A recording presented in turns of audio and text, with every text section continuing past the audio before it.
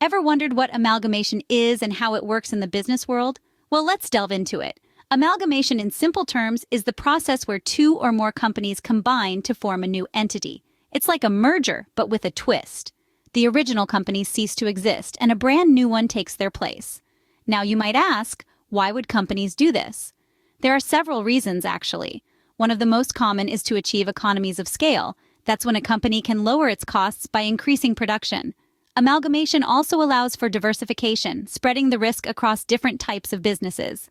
And of course, it's an effective strategy for growth, enabling a company to expand its market reach and potential customer base. So, understanding amalgamation is crucial, especially if you're studying accounting or are interested in the business world.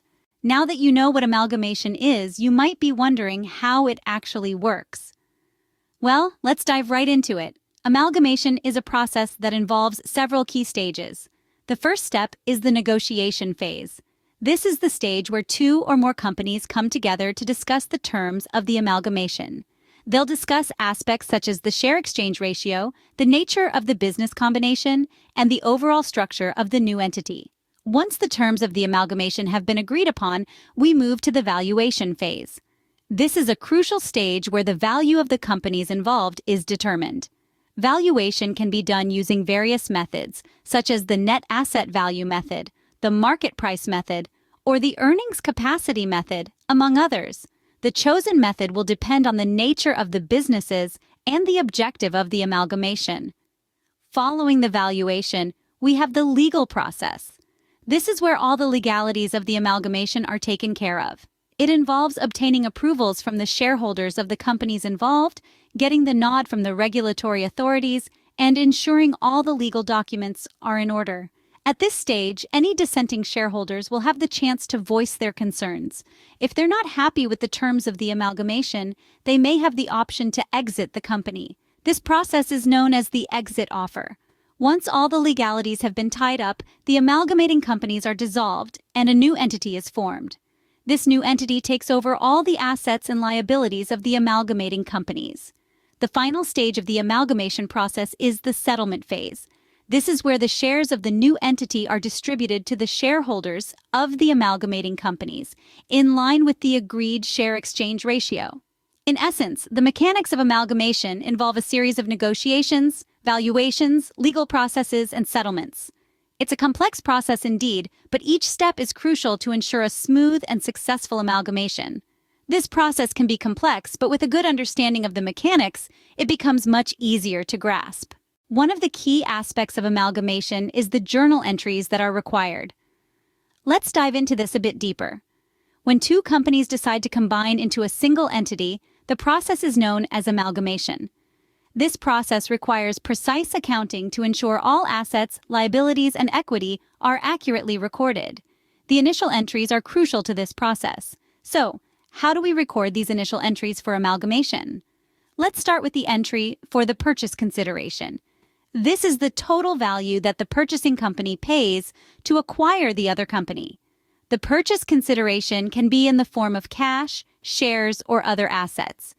The entry is made by debiting the business purchase account and crediting the respective account, whether it's bank for cash, equity shares for shares, or assets for other assets.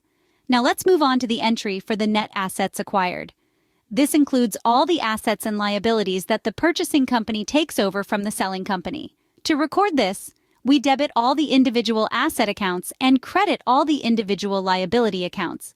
Additionally, we credit the business purchase account with the net value of the assets and liabilities. Imagine Company A is buying Company B. Company A will debit the accounts of the assets it's acquiring, like buildings, equipment, and inventory, and credit the accounts of the liabilities it's taking on, like loans or accounts payable. The net value of these entries would then be credited to the business purchase account. Remember, these journal entries are not just about recording numbers. They reflect the financial reality of the amalgamation process. They show how much the purchasing company has invested and what it has gained in return. They provide a clear picture of the new company's financial position right from the start. These initial entries are just the beginning of the process. There's more to amalgamation accounting than meets the eye. But don't worry, we'll tackle the rest in the next scenes. Stay tuned. After the initial entries, there are still more journal entries to be made. In fact, the heart of the amalgamation process lies in these subsequent entries. Let's dive deeper, shall we? Now, depending on the nature of the amalgamation, there might be a surplus or deficit in the calculation of the purchase consideration. If the value of the net assets acquired is more than the purchase consideration, it results in a surplus, which is credited to the capital reserve account. On the other hand, if the purchase consideration is more than the value of the net assets acquired, it results in a deficit, which is debited to the goodwill account. So, how does this look in the books? Well, if there is a surplus, the journal entry would be debit the vendor's account and credit the capital reserve account. If there is a deficit, the entry would be debit the goodwill account and credit the vendor's account. Next, we have the entry for the amalgamation adjustment. This is an important step in the process. It is made to record the difference between the amounts in the books of the transferor company and the agreed amounts. The entry will be a debit or credit to the amalgamation adjustment account, depending on whether the agreed amounts are more or less than the book amounts. So, for example, if the agreed amount is more than the book amount, we debit the amalgamation adjustment account and credit the relevant asset or liability account. On the other hand, if the book amount is more than the agreed amount, we debit the relevant asset or liability account and credit the amalgamation adjustment account. Remember, the goal of these entries is to ensure that the accounts reflect the true and fair value of the assets and liabilities after the amalgamation. And there you have it. We've made our way through the subsequent journal entries following the initial entries in the amalgamation process. With these entries, the accounting for the amalgamation is nearly complete. But hang tight, there's still more to learn in the next scene. Finally, there are a few more entries to finalize the amalgamation. Let's dive into the last steps of this intricate dance of numbers. Now, when a company takes over another, it often assumes certain liabilities. In accounting terms, this means that the acquiring company takes over the responsibility for the debts of the company being acquired.